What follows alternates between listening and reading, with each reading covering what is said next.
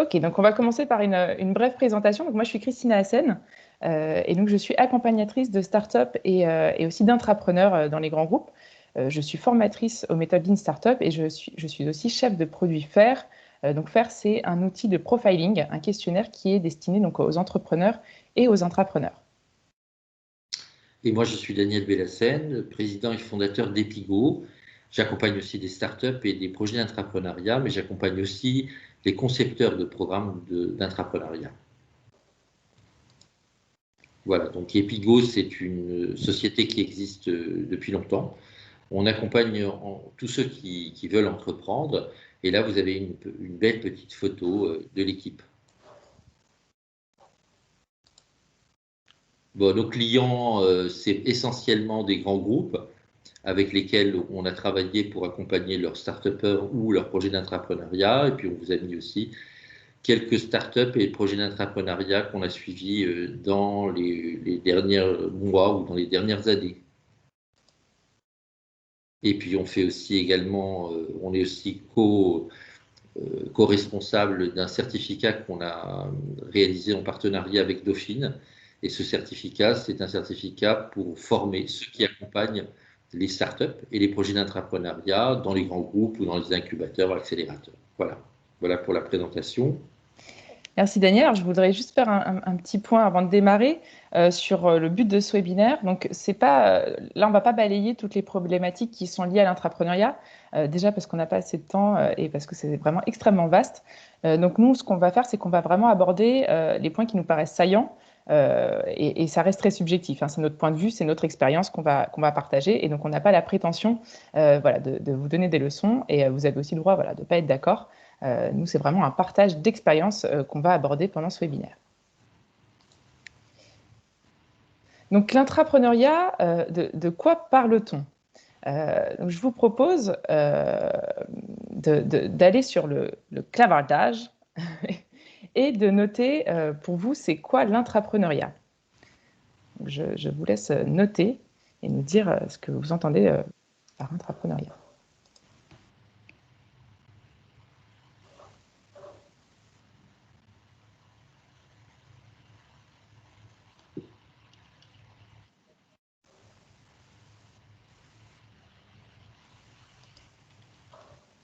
Excusez-moi.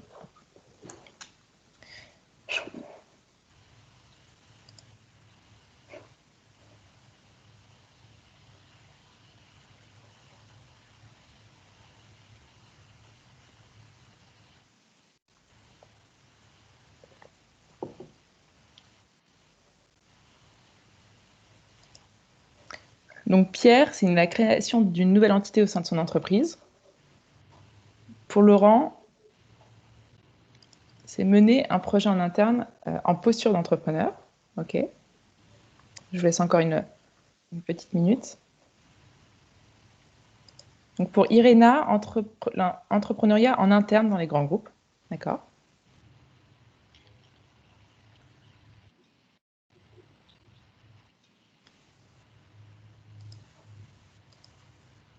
Développer un nouveau produit ou service en interne. Très bien. Donc pour David, créer une nouvelle activité pour son entreprise, transformer l'entreprise et innover. Tout à fait. Anne, à l'intérieur d'un groupe, former une task force pour le but de développer des business différents. Ok. Alors, on va vous présenter la définition de Daniel, en tout cas sur l'intrapreneuriat. Donc, Daniel, je te laisse la main. Merci. Alors ça, c'est ma définition. Tout le monde n'a pas la même. Mais dans cette définition, j'insiste sur plusieurs points qui sont caractéristiques de l'entrepreneuriat. D'abord, c'est l'émanation d'un salarié ou d'une équipe de salariés. C'est-à-dire l'idée vient non pas de la direction de la stratégie ou de la direction de l'innovation. L'entrepreneuriat, ce qui caractérise l'entrepreneuriat, c'est que c'est une démarche qui part d'un salarié ou d'une équipe de salariés. Deuxième idée, c'est que le projet va être développé en mode start-up. On y reviendra pour définir ce que c'est. Troisième idée, c'est que ça ne peut exister que si l'entreprise dans laquelle travaillent ses salariés ou ses équipes de salariés permet de faire ça. Et enfin, dernier élément, l'intrapreneuriat est lié à des questions d'innovation, de nouveaux business ou de transformation. Voilà, voilà pourquoi je pars sur cette définition, en tout cas pour aujourd'hui. Voilà. Merci Daniel. Donc maintenant qu'on on en sait un petit peu plus sur l'entrepreneuriat, la question qu'on se pose, c'est à quoi ça sert au final l'entrepreneuriat. Il y a deux grandes finalités qu'on a eu l'occasion de découvrir nous, sur le terrain. C'est donc tout d'abord une finalité RH. Aujourd'hui, on est dans un écosystème, dans un monde qui évolue extrêmement vite. Et donc, pour les salariés et pour les grands groupes, on attend de plus en plus que ces personnes qui sont salariées, qu'elles soient plus agiles, qu'elles soient plus souveraines, qu'elles soient plus réactives dans leur manière de faire. Et tout ça, c'est ce qu'on appellerait, je dirais, les soft skills des salariés. Or, l'intrapreneuriat, par sa définition, permet de mener à bien des projets, d'être plus agile, et cette expérience-là permet donc de développer ces soft skills. L'autre point important aussi, c'est qu'aujourd'hui, l'intrapreneuriat peut même aussi être un vecteur de nouveaux talents. C'est-à-dire qu'il y a des personnes qui peuvent être attirées par des entreprises qui proposent de l'intrapreneuriat parce que ça permet effectivement de donner des nouvelles perspectives, des nouvelles manières de faire pour les personnes qui voudraient intégrer ces grands groupes. L'autre finalité, c'est une finalité d'innovation et de business. Toutes les entreprises aujourd'hui doivent penser à leur avenir et doivent construire le business de demain.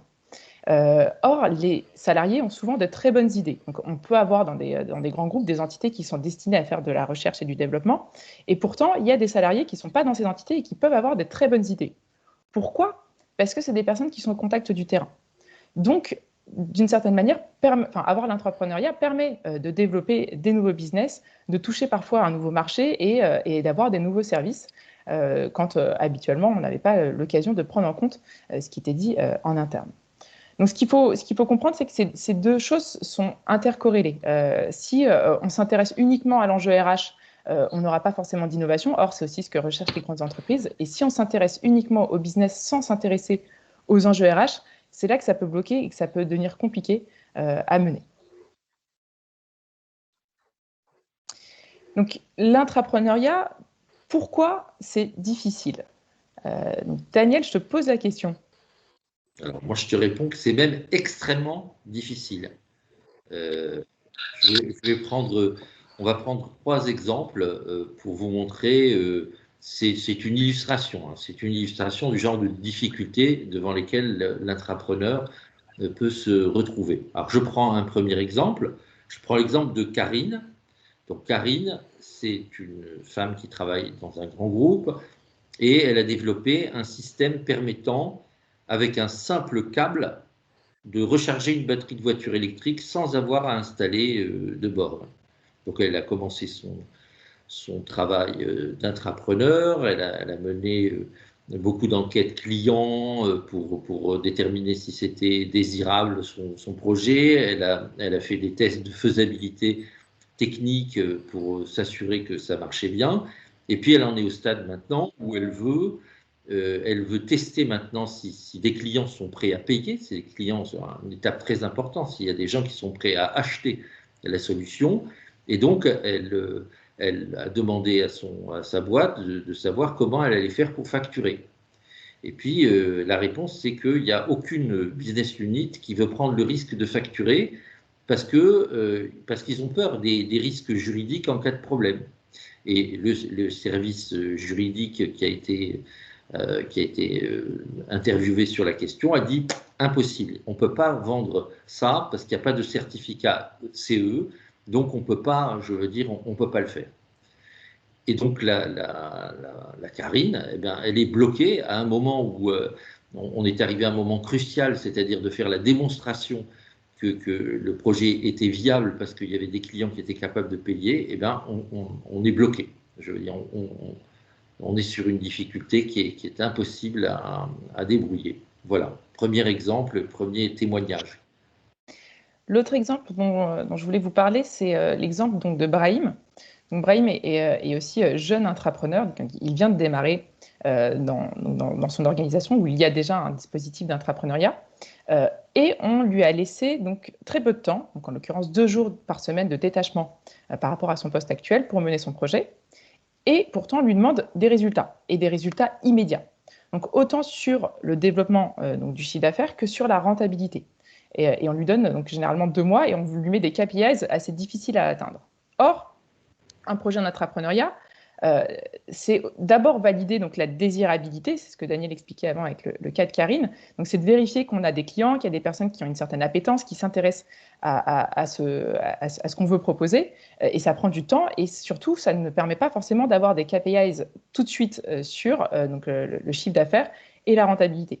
Donc voilà, Karine se retrouve dans cette dualité à devoir faire des preuves, enfin montrer ses preuves, montrer des preuves que son projet est viable, alors qu'il n'a pas encore eu le temps de tester sa désirabilité et ses clients. Voilà, et maintenant, moi, je vais vous parler d'Audrey, celle qui a des lunettes. Et donc, elle, on lui a demandé de mener son projet. Elle a été acceptée. On lui a dit, OK, vas-y, fonce, développe. Mais simplement, on lui a pas donné, on l'accompagne pas. On lui a pas donné d'accompagnement ni sur la méthodologie, ni sur les outils pour faire avancer le projet. Elle, elle est chef de projet habituellement dans son job principal. Et elle essaye de faire comme on fait d'habitude dans l'entreprise. Et elle voit que ça ne marche pas, que ça ne fonctionne pas, qu'elle n'y arrive pas. Merci Daniel. Donc ce qu'on entend là et ce qu'on voit, c'est qu'il y a, une sorte de forte dualité pour ces intrapreneurs. On leur demande de faire 2 choses à la fois. On leur demande premièrement de devenir un start-upper ou une start-upeuse alors qu'il était donc employé ou qu'il était manager. Donc c'est une nouvelle posture et on demande donc, à ces salariés d'adopter cette première posture. Et en même temps, on leur demande de faire quelque chose de nouveau. Tout ça dans une entreprise ou une organisation qui ne les comprend pas forcément, justement parce qu'ils doivent fonctionner d'une autre manière. Donc, ça, c'est vraiment 2 choses qui sont très, très prégnantes dans l'entrepreneuriat. C'est que, donc, en tant que start-upper, pour ces entrepreneurs, on leur demande d'être des start-uppers. Or, une start-up, c'est une organisation qui est temporaire et qui est conçue pour rechercher un business model qu'on va pouvoir répéter. Donc, l'objectif, c'est de trouver d'abord un marché, de pivoter, parfois un certain nombre de fois. Donc, quand j'entends pivoter, c'est parfois changer de segment de clientèle, changer de partenaire, changer de canal de distribution, et tout ça dans de l'incertitude. Et donc, les start-uppers, elles opèrent assez rapidement avec un sens de l'urgence pour aller valider toutes ces choses-là sur le terrain. Les grands groupes, d'un autre côté, vont avoir une organisation qui est beaucoup plus permanente et qui est conçue pour exécuter un business model qui doit faire ses preuves. Donc, le premier objectif d'un grand groupe, c'est de créer de la valeur. Et donc, le business model est déjà existant et le but, c'est de structurer les choses, de mettre en place un certain nombre de process, de procédures, justement pour exécuter ce business model qui a déjà fait ses preuves. Donc, ce qu'on voit là, c'est que c'est 2 modes qui sont très distincts. Un premier mode recherche, donc le mode start-upper, et un mode exécution, qui est donc le mode de la grande entreprise. Et donc, on a plusieurs points qui se confrontent. Donc, le premier point, c'est que la start-upper, elle doit fonctionner dans l'incertitude.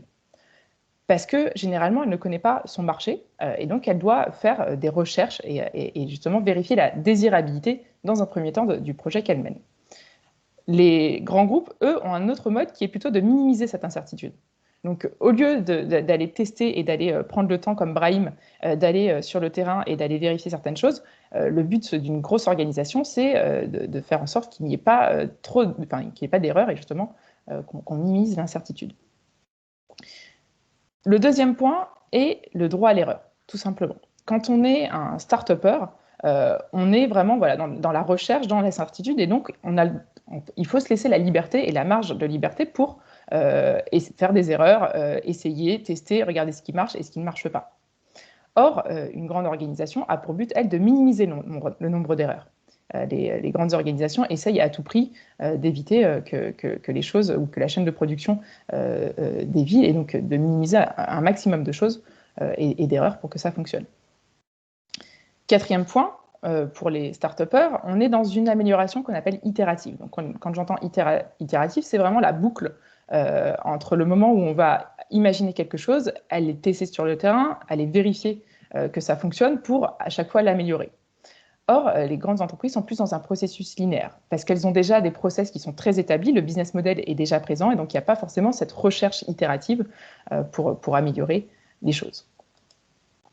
Enfin, on a aussi donc, la question de la validation du problème quand on est une start-upper. Ce qu'on recherche, c'est d'abord vérifier qu'il y a un problème avant de penser à la solution. Or, la grande structure, elle, cherche à trouver des solutions. Son but, c'est vraiment de trouver des solutions, et généralement rapidement, et même si ce n'est pas forcément facile, parce que c'est des gros dinosaures qui peuvent prendre du temps à avancer, et donc on a encore une fois dans une dualité entre donc, ces deux modes qui sont le mode recherche et le mode exécution. Et donc on va vous parler de 4 retours d'expérience vis-à-vis de cette dualité qu'on a pu constater. Donc ce qu'on va vous proposer, c'est de ne pas vous faire un exposé magistral, de ne pas vous décrire forcément le Lean Startup ou le Business Model Canvas, mais plutôt de vous partager modestement 4 retours d'expérience sur le sujet qui viennent de notre travail terrain et de nos réflexions auprès de ces grands groupes. Donc les 4 points de vue sont les suivants. On va vous parler donc, dans un premier temps d'une personne qui souhaiterait devenir intrapreneur et pour qui il n'y a pas de système, il n'y a pas dans l'organisation, il n'y a pas de dispositif qui soutienne l'intrapreneuriat. Ensuite, on vous parlera d'une personne qui est intrapreneur depuis peu, donc dans une organisation où l'intrapreneuriat existe et où il y a un dispositif qui est dédié à l'intrapreneuriat. Après, on vous parlera donc d'une personne qui serait en charge de l'intrapreneuriat dans l'organisation. Et enfin, si vous êtes un directeur ou une directrice générale et que vous vous posez la question de l'intrapreneuriat et de mettre en place un dispositif comme celui-là dans votre organisation. Alors, donc moi je vais vous parler du premier cas, c'est-à-dire quelqu'un qui est dans une boîte, et une grosse boîte, une grosse PME, et qui veut devenir intrapreneur, et il n'y a pas de dispositif dans son entreprise. Donc là, on peut dire qu'on est dans le cas le plus difficile, même quasiment mission impossible, quand on voit ceux qui, dans un programme d'intrapreneuriat, n'y arrivent pas. On comprend que c'est une véritable montagne à gravir. Il y en a qui ont réussi à faire ça. Moi, j'en ai rencontré très peu, 3 ou 4 dans ma vie professionnelle. Et donc, ce sont des gens qui sont extrêmement, comment dirais-je, dans le relationnel. C'est-à-dire que c'est des gens qui ont réussi parce qu'ils ont réussi à se concentrer sur l'acquisition d'alliés dans leur boîte. Ils ont parlé à des gens petit à petit, ça s'est fait doucement. Ils ont été hyper patients. Et donc, leur business, ou leur idée de business, entre le moment où ils y ont pensé et le moment où ça s'est mis en place, ça a pris des fois plusieurs années. Donc, c'est pour vous dire l'endurance, je veux dire, de cette situation. Et en fait, le seul conseil qu'on peut donner à des gens qui sont dans ce cas-là, c'est d'essayer, en prenant d'ailleurs des risques, d'aller voir le boss de la boîte, d'essayer d'avoir un rendez-vous avec lui, d'essayer de remonter la filière verticale de la hiérarchie, d'essayer de montrer des choses, d'organiser dans son temps libre avec d'autres collègues. Donc c'est vraiment quelque chose qui est très compliqué, mais il y en a 3 ou 4 que je connais qui ont réussi, qui ont d'ailleurs qui ont soit mis un dispositif à l'intérieur de leur entreprise, soit été nommés à la tête d'une filiale. Et donc voilà, donc ça c'est le premier cas, c'est le cas vraiment, vraiment difficile. Alors deuxième cas, qui est un peu moins difficile, mais très difficile quand même, c'est quand on est donc intrapreneur depuis peu dans une organisation dans laquelle il y a un dispositif. Donc là, ce qui est important de savoir, c'est que quand on est intrapreneur, on va passer 50% de son temps hors du bureau et 50% de son temps à faire de la politique. Donc quand je parle des 50% hors du bureau, ce que me disait Brahim la dernière fois qu'on a discuté donc, de son expérience d'entrepreneur, c'est qu'il entendait souvent « il est où Brahim ?» Parce qu'il était dehors en train de faire des interviews, de faire des tests, d'aller vérifier que la solution qu'il voulait proposer fonctionnait bien. Et donc ça impliquait d'être à l'extérieur. Et le reste du temps consiste beaucoup à faire donc, de la politique en interne. Donc, quand j'entends politique interne, c'est tout simplement la capacité qu'il avait à parler du projet. Donc, ce qui est important, c'est ça, c'est de pouvoir parler du projet clairement aux personnes qui nous entourent et donc d'aller multiplier les contacts. Donc, l'exemple de Karim est assez fort. Il me disait que avant d'être intrapreneur, il parlait peut-être à une vingtaine ou une trentaine de personnes dans son service au cours de l'année. Et quand il est devenu intrapreneur, il a fait le compte et à la fin de l'année, il s'est rendu compte qu'il avait parlé à plusieurs centaines de personnes. Donc, il y a quand même cette idée voilà, de pouvoir aussi parler et entraîner les personnes dans le projet. L'autre chose à savoir, c'est qu'il faut aussi appliquer une bonne méthodologie. Et donc, les outils d'une startup marchent très bien. Donc, c'est vraiment voilà, avec le côté tester d'abord et vérifier qu'il y a un problème avant de partir sur la solution. Mais aussi, ce qui est important, c'est d'avoir une vue d'ensemble sur le projet. Souvent, quand on est intrapreneur, on a l'habitude d'être salarié et donc de faire les tâches qu'on nous avait demandé de faire dans un cercle assez délimité. Quand on est intrapreneur, on est une forme d'entrepreneur et donc il faut avoir la vue globale sur le projet, donc autant sur le produit ou le service qu'on veut vendre, que sur les clients, que sur la stratégie que ça implique et que le projet a pour l'entreprise, que des enjeux de rentabilité. Donc c'était l'exemple de Brahim tout à l'heure. Et donc des choses sur la rentabilité, sur le chiffre d'affaires que peut générer ce projet d'entrepreneuriat, et enfin donc sur les personnes qui nous entourent. Donc c'est extrêmement important d'avoir tout ça en tête. Et pour ça, c'est de bien préparer aussi les points d'étape. Donc quand on a un programme d'entrepreneuriat existant, il y a souvent voilà, des rendus à faire, il y a des présentations à donner. Et souvent, on a envie de le faire comme on le fait habituellement. Donc, si on est chef de projet ou si on avait l'habitude de faire des présentations avec des slides, et parfois plusieurs centaines de slides, ce qui était le cas de Brahim quand il était venu me voir, c'est pas de cette manière-là qu'on va convaincre les personnes. Il faut fonctionner et parler comme une start-up, et donc avoir très peu de slides, mais un pitch qui sera vraiment très percutant, très clair, très précis, pour convaincre donc, les personnes qui sont en face de nous de la viabilité et du potentiel succès du projet qu'on est en train de mener donc, en interne. Alors moi, je vais vous parler maintenant du troisième cas, c'est les personnes qui sont en charge de l'intrapreneuriat dans leur organisation. Donc ça, c'est vraiment un poste clé, je veux dire, pour que ça puisse fonctionner. C'est des personnes qui sont en général très importantes dans ce type de dispositif, en tout cas éminemment nécessaires.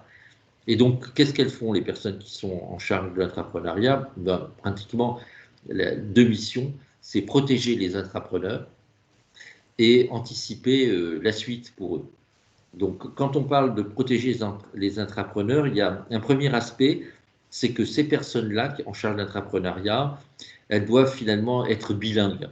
Elles doivent parler en mode recherche et elles doivent parler aussi en mode execute. Elles sont vraiment à l'intersection des deux.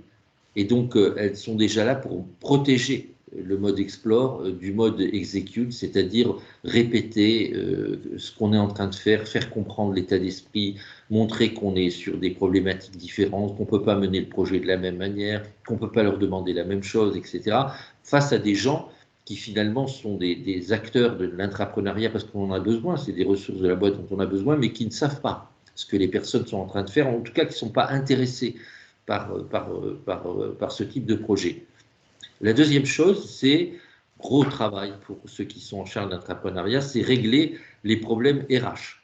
Les problèmes RH, c'est les problèmes de détachement du salarié sur son projet, temps libéré, qui paye, quelle entité, comment, etc., etc. Ça, c'est vraiment un casse-tête, un gros casse-tête, je veux dire, pour ceux qui sont en charge de l'entrepreneuriat. Troisième sujet, c'est la question de l'atterrissage des projets. C'est-à-dire que très souvent, on a des projets qui sont très bien partis, qui sont en train de réussir, qui même ont fait leurs preuves, et la question, c'est de savoir où ça va aller. C'est-à-dire, c'est quel BU, quelle direction métier va prendre le projet avec lui, va embarquer le projet. Et ça, c'est très, très compliqué, parce que même sur des projets qui marchent très bien, eh bien, on peut arriver dans des situations où personne finalement ne décide d'intégrer le projet dans l'organisation.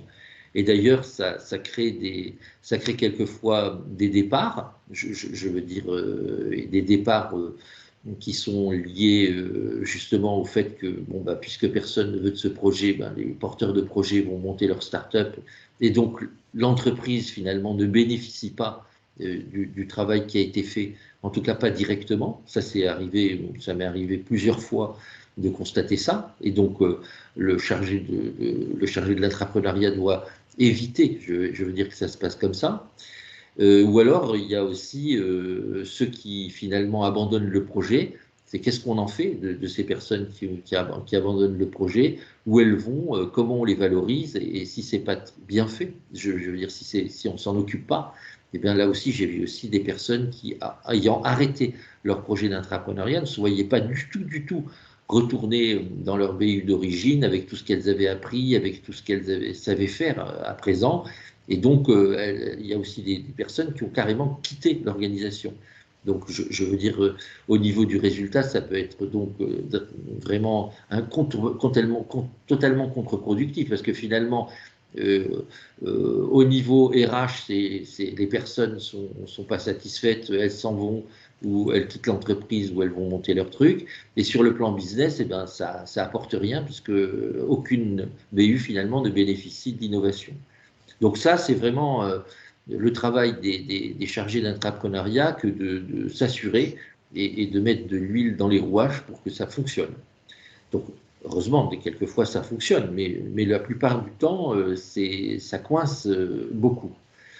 D'autres points, c'est pour le chargé d'entrepreneuriat dans une boîte, c'est de mettre à la disposition des porteurs de projets les ressources dont ils ont besoin. Les ressources en interne, les ressources externes, pour leur apprendre finalement toute cette méthodologie, ou leur faire apprendre toute cette méthodologie et tous ces outils qui permettent de développer un projet en mode recherche.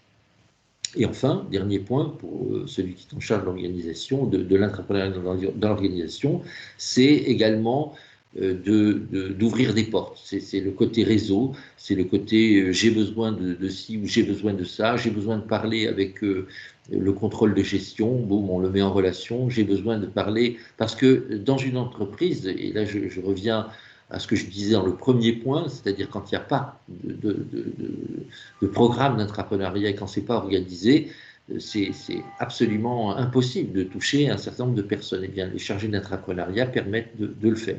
Voilà ce que fait un chargé d'entrepreneuriat dans une organisation. Et on en a vu beaucoup à Dauphine venir à la fois se former et partager leur quotidien, en tout cas ce qu'ils font au quotidien. Voilà. Et donc, en dernier point, on va vous parler donc d'un directeur, d'une directrice générale qui se pose la question de l'entrepreneuriat. Donc là, ce qui est vraiment important de prendre en compte, c'est l'état d'esprit. Le critère numéro 1 succès, c'est d'avoir un esprit qui soit favorable à l'innovation. Pourquoi ? Parce qu'aujourd'hui, généralement, quand on est justement à la tête d'une grande entreprise, on cherche l'excellence. Et on cherche donc à faire des choses de la meilleure manière qui soit pour arriver à une excellence opérationnelle qui fonctionne bien. Et on ne se laisse donc pas cette marge d'erreur. Donc, on voyait tout à l'heure dans le mode exécute, on préfère éviter les erreurs pour être sûr d'être dans les clous. Or, l'état d'esprit innovation consiste à prendre des risques, consiste à se tromper et consiste à pouvoir essayer les choses et faire les choses différemment. Donc pour ça, il faut qu'à la tête des organisations, les personnes soient conscientes de cette information. Et c'est ce que dit notamment donc, Alex Osterwalder. Donc Alex Osterwalder, c'est un expert de l'open innovation.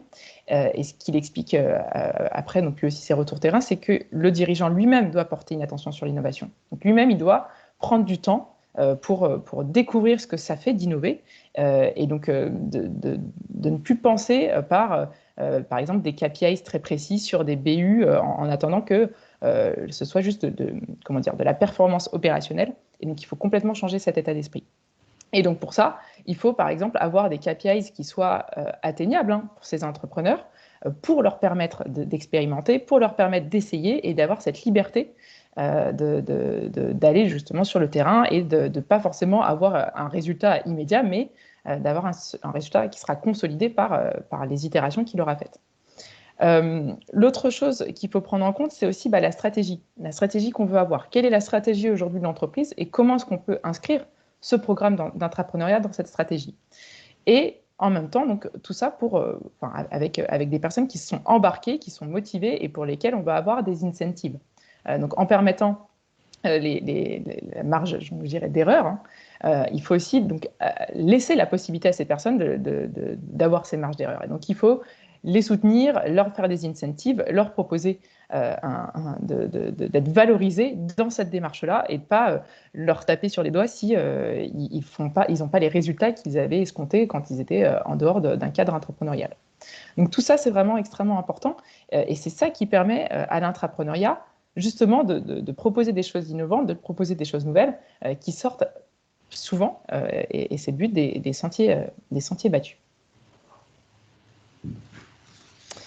Donc, ce qu'il faut retenir sur ces 4 retours d'expérience, pour la personne qui souhaite être entrepreneur dans un dispositif, dans une organisation qui n'a pas ce dispositif, c'est de consacrer 70% de son temps à la recherche d'alliés. Donc d'aller voir, d'aller taper les portes, d'aller parler à un maximum de personnes en interne pour pouvoir les convaincre de gérer la plus-value de faire de l'intrapreneuriat dans cette organisation.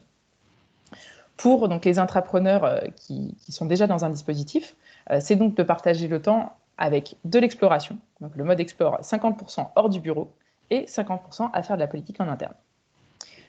Pour celui qui est en charge, celle ou celui qui est en charge de l'intrapreneuriat, c'est donc de protéger les intrapreneurs pour anticiper la suite.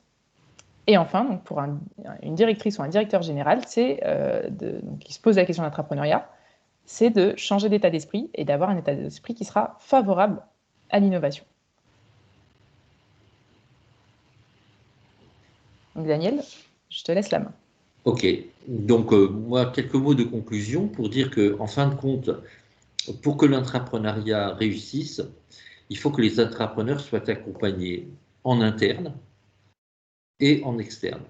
En interne, par leur organisation, parce que le programme a été conçu et pensé et surtout promu au plus haut niveau. Plus, on appelle ça des sponsors du programme d'entrepreneuriat.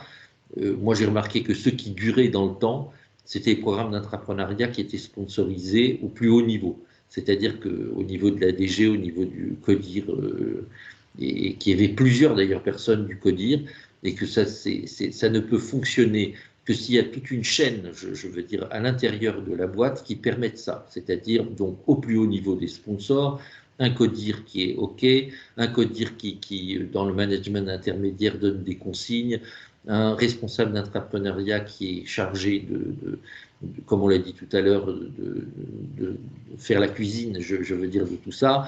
Penser également, je veux dire, la suite, c'est-à-dire pour éviter justement que finalement ça ne serve à rien, ni en RH, ni en business nouveau.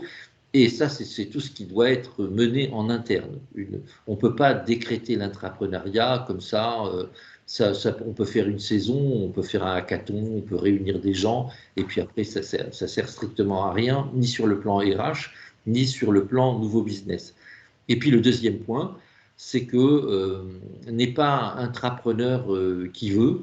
Je veux dire, on peut très bien avoir de bonnes idées, avoir la pêche, savoir faire du réseau, être volontaire, etc.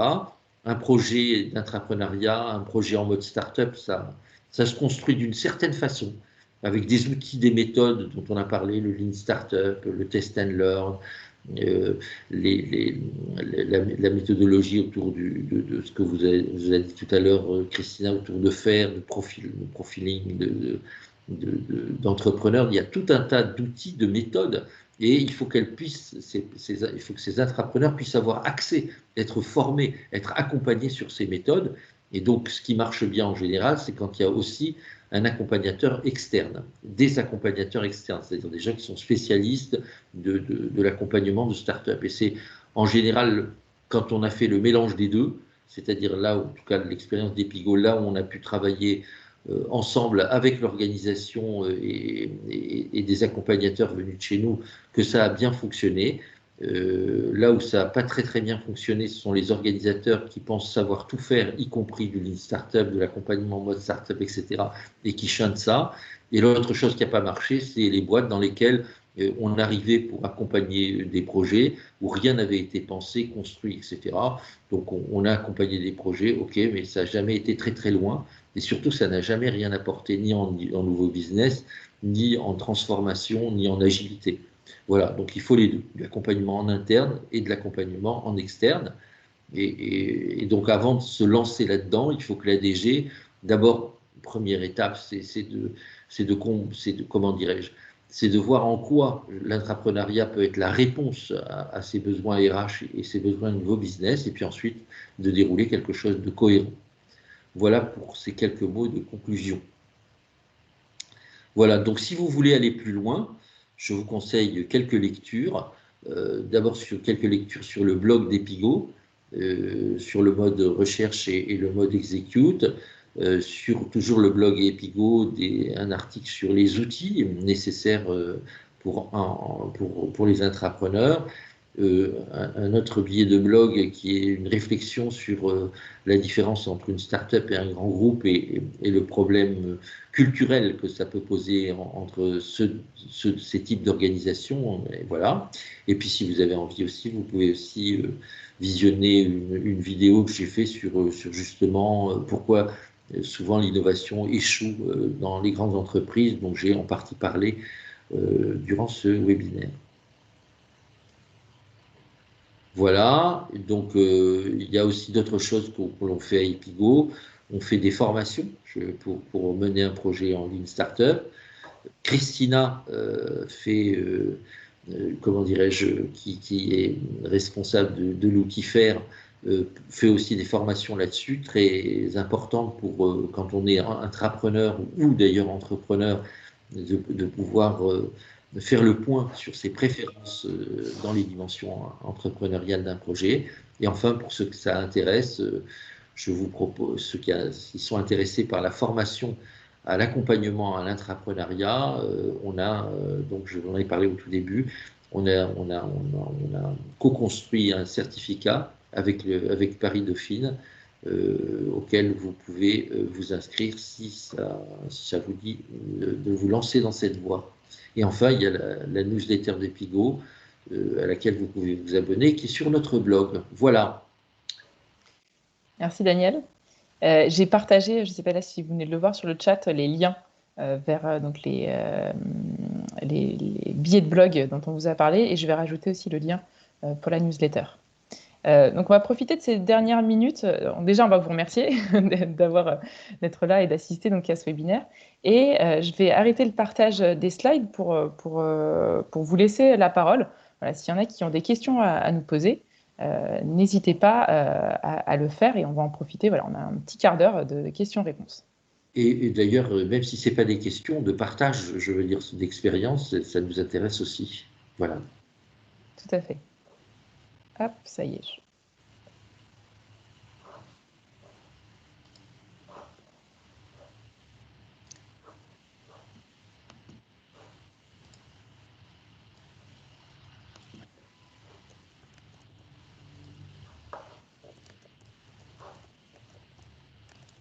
Vas-y, Michael. Oui, et bonjour.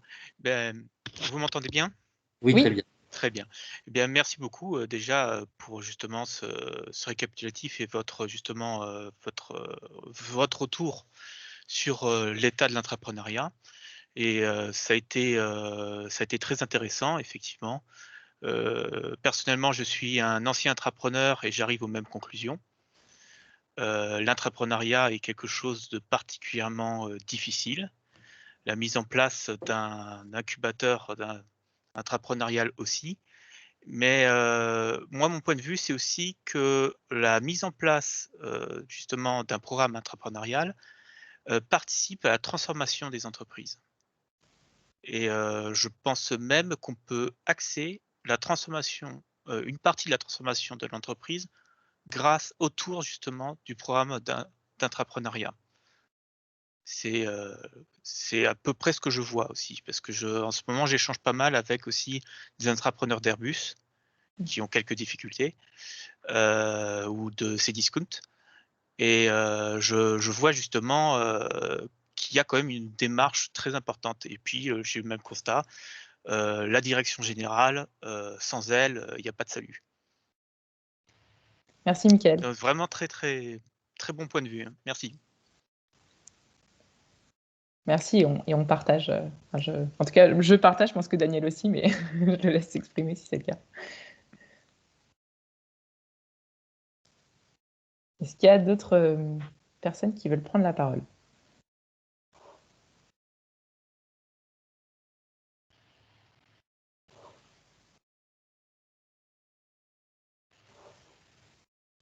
Est-ce qu'il y avait des questions dans le chat, Marie?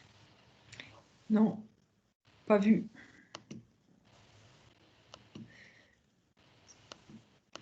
On peut aussi répondre aux questions. Voilà, si vous avez des questions, c'est le moment. Même si, bien entendu, vous pouvez aussi nous contacter ultérieurement. Mais...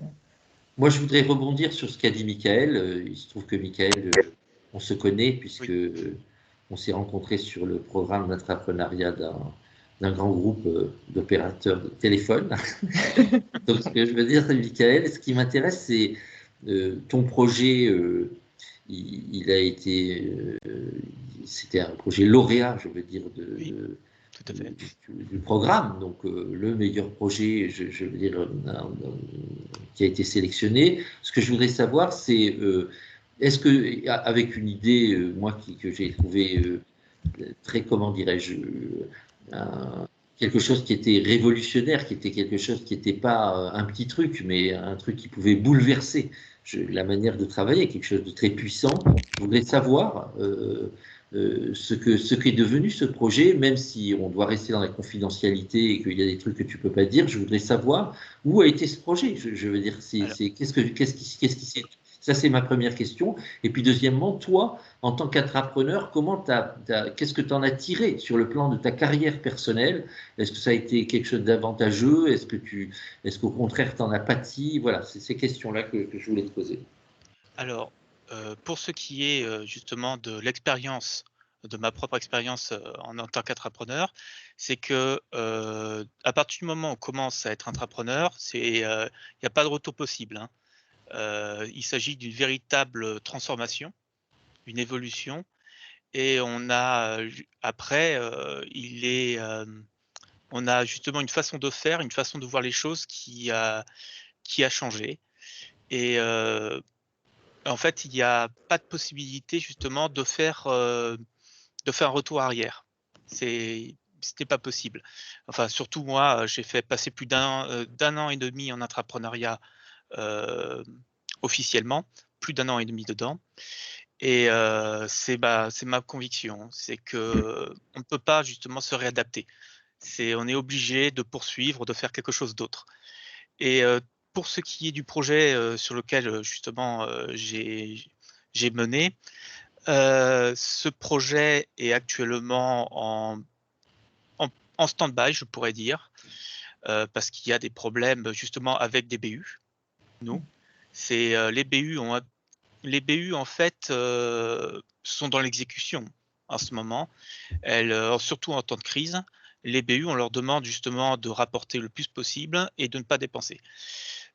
Elles sont dans des positions très difficiles. Après, ça dépend aussi de la politique de l'entreprise. Certaines entreprises choisissent justement la période de crise pour innover. Elles se tournent vers l'innovation, elles augmentent même leur budget et elles prennent des risques. Certaines entreprises, même dans les télécoms, il y a des entreprises qui font ça. Et il y a d'autres entreprises qui ont pour réflexe de se replier sur elles-mêmes et d'attendre que ça passe. Le projet en lui-même a donné des idées à d'autres entreprises parce que c'est perméable, hein, l'entrepreneuriat. Et d'autres entreprises que je ne nommerai pas ont investi, elles, sur les idées similaires massivement. On parle d'investissements facilement en dizaines de millions, avec une mise en commercialisation et avec du succès. Donc c'est très intéressant parce que ça montre justement la pertinence du projet. Et je pense que le projet lui-même en interne à mon entreprise va justement donner quelque chose, hein. Il faut attendre encore 6 mois. Mais je pense qu'il y aura quelque chose à la fin. Merci, Mickaël. Merci, Mickaël. Alors, il y a Mathieu qui souhaiterait partager son expérience.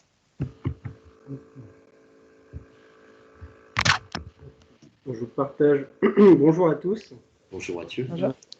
D'abord, merci pour ce constat qui change un peu des autres webinaires que j'ai pu voir jusqu'à présent, qui nous permet vraiment d'avoir un éventail de ce qui peut se passer. Donc moi, je suis responsable du programme Disrupt Campus à l'Université de Nantes. Et donc, tout comme vous, avec Dauphine, on a monté un diplôme Innovation et Transformation numérique auprès de collaborateurs, mais aussi de nos étudiants. Donc, on menait des projets et commençait à impulser l'intrapreneuriat. Donc, on se positionne vraiment sur une première brique. Donc, on a notamment dans nos intervenants des personnes qui sont passées par chez vous. Voilà, donc on fait du lien. C'est ça qui est aussi intéressant, c'est d'échanger sur les différentes pratiques. Et de ce que vous avez dit avec l'externe, moi je suis tout à fait d'accord. Du coup, quand on a des collaborateurs qui viennent avec des projets, ils ne savent pas comment s'y prendre. Et grâce au cadre en fait, de la formation, déjà on valorise leur parcours. Donc il y a ce volet RH qui est valorisé en interne, parce que du coup ils sont valorisés. Et puis il y a aussi cette perception de la direction qui est, qu'on incorpore en fait dans le process, donc qui sont sollicités pour des réunions et des avancées de projets, des points avancés, qui fait qu'on a des développements super intéressants et on a pu travailler avec des gros groupes qui avaient des incubateurs et d'autres qui n'en avaient pas. Et en fait, en passant par ce volet-là que formation, on a pu impulser des choses totalement différentes. C'est-à-dire qu'en fait, les gens ne sont pas passés forcément par les incubateurs, mais ont créé leur propre parcours d'entrepreneur, qui fait que c'est ça aussi l'entrepreneuriat, à mon avis, c'est pas que par des incubateurs. Il y a des entreprises qui n'en ont tout à fait pas besoin, parce qu'elles sont assez grandes pour le faire toutes seules. On a pu accompagner par exemple le groupe Peram, notamment Parade, sur la création de la première chaussure connectée. Donc ils ont eu un award au CES Las Vegas. Donc ça, on va dire, ça c'est des paillettes. Et derrière nous, ce qui nous a intéressé, c'est vraiment qu'ils nous disent, grâce à vous, en fait, on a réfléchi sur nos interactions entre nos personnels, et donc on a transformé en fait notre organisation en silo en organisation interdisciplinaire. Et du coup, ce qu'on a remarqué, c'est que quasiment toutes les entreprises qu'on a accompagnées sont dans la même démarche. Donc, c'est-à-dire pas d'incubateur, voilà, juste revoir les process de transformation interne, de l'organisation. Donc voilà, aujourd'hui on en est là, ça marche plutôt bien, on est plutôt content, on voit qu'on fait des choses quasi similaires aussi à ce que vous faites.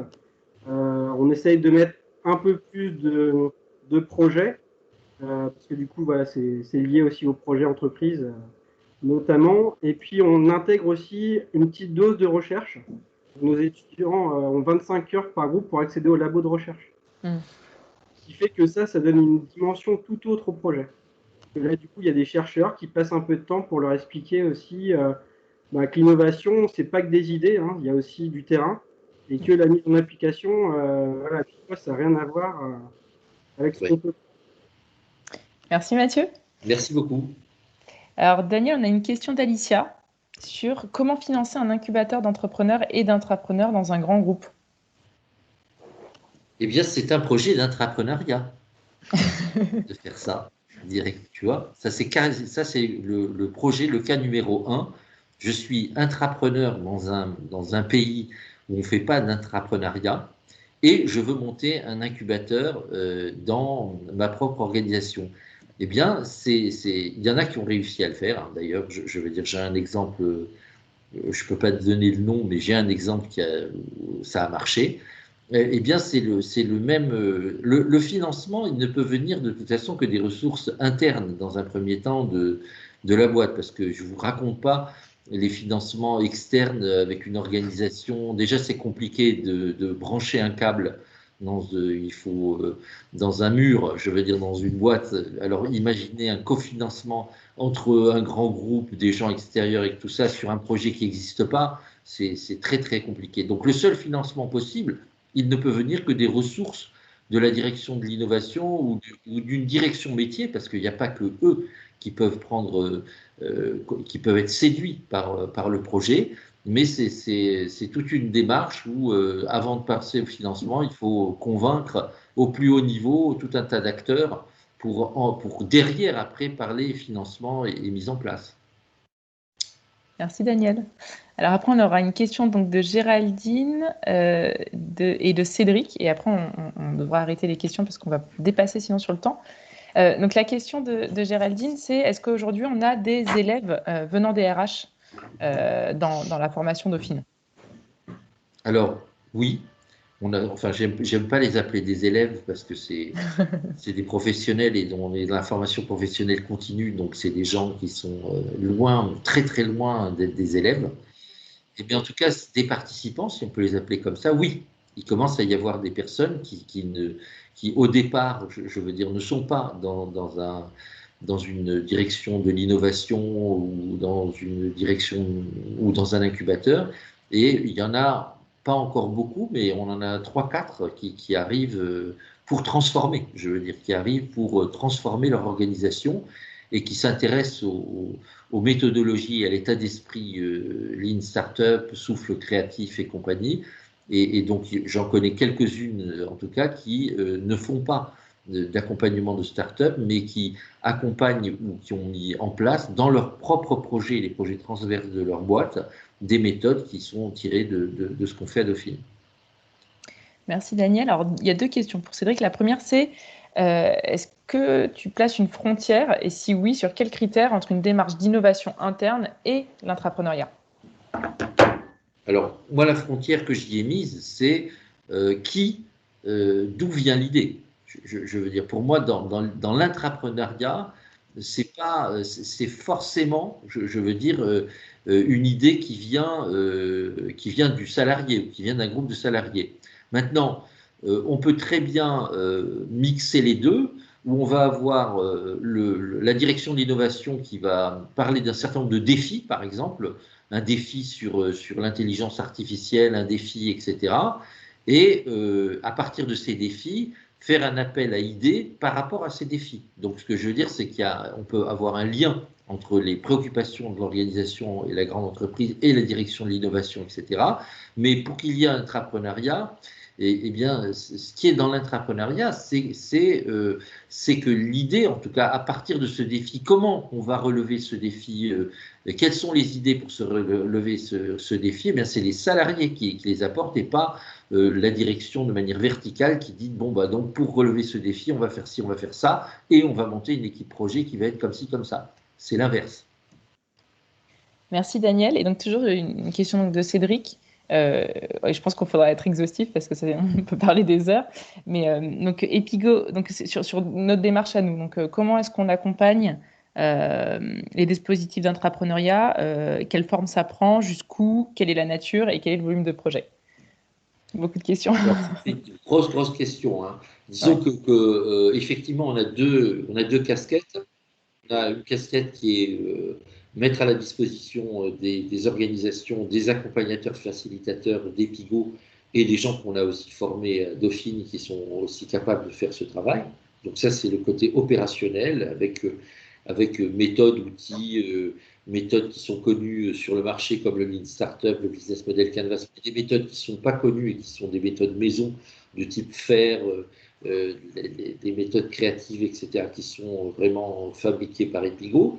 Donc ça, c'est la première action possible. Et puis par ailleurs, on a travaillé sur la conception de programmes d'intrapreneuriat, c'est-à-dire comment on fait, d'abord comment on fait pour définir le programme et ses objectifs, participer à des réunions de CODIR, ensuite se demander de quelle forme allait prendre le programme, quelles étapes, comment on allait sélectionner les projets, comment on allait les incuber, qu'est-ce qu'on faisait comme premier programme, qu'est-ce qu'on donnait comme coaching derrière, comment on faisait intervenir ce qu'on appelle des revues de performance pour jalonner, je veux dire, l'avancée du projet, qui aurait dans ces revues de performance, quels KPIs on allait mettre en place pour ne pas se tromper de KPIs pour évaluer les projets, etc. Donc ce que je veux dire, c'est que ça aussi, on l'a déjà fait et ça nous plaît beaucoup de faire ça. Et si je peux rajouter, c'est aussi un sujet qu'on pourrait aborder en dehors de ce webinaire si les personnes veulent en savoir un petit peu plus. On a une dernière question, il nous reste 2 minutes, donc je prends la dernière question d'Eva. Donc Eva pose la question de est-ce que monter un réseau de coaching en interne, c'est de l'entrepreneuriat? Je dirais que monter un réseau de coaching en interne, oui, d'une certaine forme. Je veux dire, encore une fois, quand on parlait d'intrapreneuriat, c'est pas que développer des nouveaux business. On a dit qu'il y a une dimension RH dans l'intrapreneuriat. Oui, c'est le volet RH de l'intrapreneuriat. Et si elle a réussi à faire ça et que ça fonctionne, eh ben, c'est une intrapreneur. Merci Daniel. Alors je vais arrêter l'enregistrement et on va vous dire au revoir.